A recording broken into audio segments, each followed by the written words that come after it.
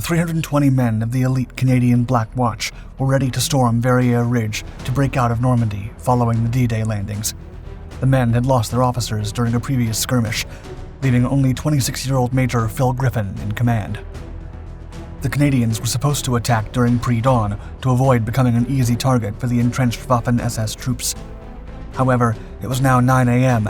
and their tank and artillery support was not there. Despite this setback, the top officers ordered Griffin to lead his men forward and march into the belly of the beast. Undeterred, Griffin rallied his troops and called upon them to fix bayonets.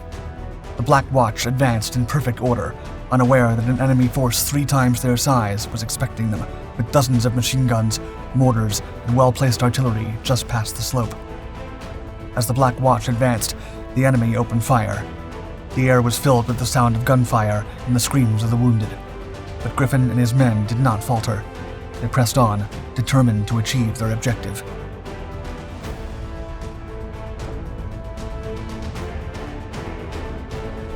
Allied momentum. On June 6, 1944, the Allied forces launched Operation Neptune, the largest amphibious assault in history. American, British, and Canadian commanders expected heavy casualties during the initial Normandy landings, but the opposite occurred. The Führer's Atlantic Wall was breached during the first combat days at a lower casualty rate than expected. The coastline defenses were swiftly taken care of, but the initial Allied momentum was brought to a halt as they penetrated northern France. Although American and British aircraft enjoyed total air superiority, the Germans proved to be masters at keeping a continuous defense in depth. The lives of over 37,000 Americans were lost, as well as more than 25,000 British and Canadians. Supreme Allied Commander Dwight Eisenhower and British General Bernard Montgomery expected a war of mobility where air power and armored regiments would change the tide of battle, but were received with combats reminiscent of World War I.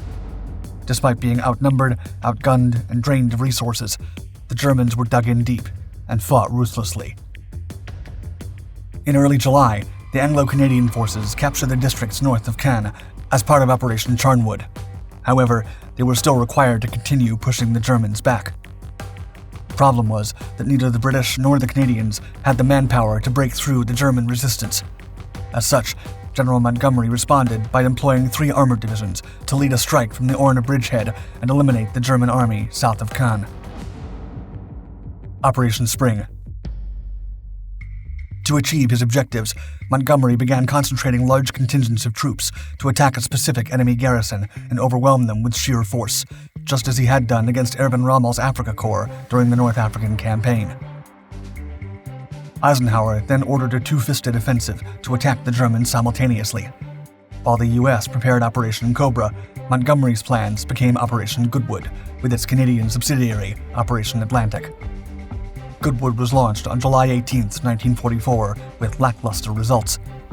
Despite employing heavy bombers to decimate the 12th Waffen SS Division Hitlerjugend, the 3 British armored divisions made little progress, and the Canadian infantry divisions fared no better.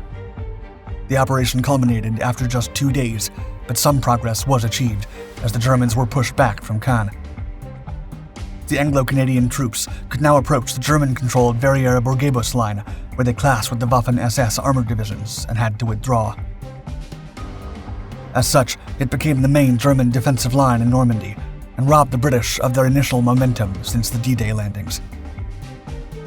Meanwhile, during Operation Atlantic, the infantrymen of the 2nd Canadian Corps attempted to breach a small rupture of the enemy line at Verrieres Ridge, and although they failed, this proved to be the conception of Operation Spring, which led to the German line breakthrough. Entrenched garrison. Verrieres Ridge was located some 8 kilometers south of Caen. It was heavily defended by the 1st SS Panzer Corps, comprising veterans from past campaigns and led by Iron Cross recipient General Sepp Dietrich. The ridge blocked the Canadian forces' path to their next objective, capturing the town of Falaise. The British Second Army barely secured the Verrieres Ridge beside Verrieres, but failed to push back the Waffen SS troops. The task of clearing out the ridge fell under the Canadian troops' commander, Lieutenant General Guy Simons, who had 2 infantry divisions and 1 armored brigade under his command. Simons was aware that the Germans had amassed over 380 panzers and scores of 88mm guns in the region, but he continued planning. The ridge provided the 1st and 12th SS Panzer Divisions with a significant tactical advantage over the Canadians, as the high ground allowed the Germans to position their artillery for maximum accuracy and defense. They were dug in deep and had plenty of mortars and panzers to attack the enemy if it dared to approach the line.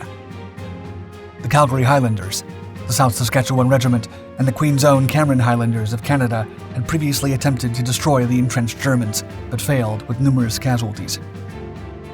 Nevertheless, General Simons was committed to taking Verrieres Ridge during a night operation designed to outflank the Liebstrandatta Panzer Division and destroy it. The Black Watch. With Operation Spring, General Simons hoped to achieve a second Verrieres Ridge victory that could surpass the legendary Canadian victory of World War I. The plan consisted of 4 phases. The Calgary Highlanders would once again attack the Verrieres Ridge and Maes-sur-Orne to secure the flanks of the main thrust. Then, the prestigious Black Watch would attack Verrieres Ridge to deal a decisive blow to the Waffen SS. The Royal Highland Regiment of Canada, or the Black Watch, was one of the most notable units in Canadian military history, composed of volunteers that came from the ranks of the citizen soldiers, and comparable to the American 1st Marine Division, the Big Red One, or the 101st Airborne. Phase 1 of Operation Spring was scheduled for July 23rd, but the weather delayed it to July 25th. This allowed the Germans to bring 4 battalions, totaling over 480 panzers and 500 guns. At 3:30 a.m. on July 25th, the North Nova Scotia Highlanders attacked Tilly-la-Campagne. General Simons used a lighting system that employed searchlights reflected off clouds to provide better visibility for the troops. The firefight was brief and intense, as the German defenders spotted the Canadians but were encircled after 1 hour of combat. At 5:30 a.m., the Black Watch was dispatched to attack, but faced unexpected SS resistance at Saint-Martin Road, holding the unit back until 8 a.m. By the time the men reached the objective, they had already lost their 2 officers. From there on, the operation was doomed. No support. While the infantry gathered for the attack, about 74 Royal Air Force medium bombers dropped their ordnance over the German defenses to weaken them before the ground attack. The 320 Highlanders stood ready, crouching in a muddy beet field and soaked in sweat, mud, and blood. Some prayed, others inspected the weapons, and some enjoyed the little peace they had left before hell broke loose. The Black Watch could see the northern slope of Verrieres Ridge from their current position, but they didn't know that German forces 3 times their size awaited them behind the ridge. As the bombers flew above them, Major Phil Griffin met with the 5th Brigade commander to discuss the absence of promised armored support. A squad of Canadian Sherman tanks that was supposed to storm the enemy lines before them was nowhere to be found. The promised artillery support of a steel curtain that would fire high explosive shells some 50 meters ahead of the Black Watch to force the Germans to take cover was also absent.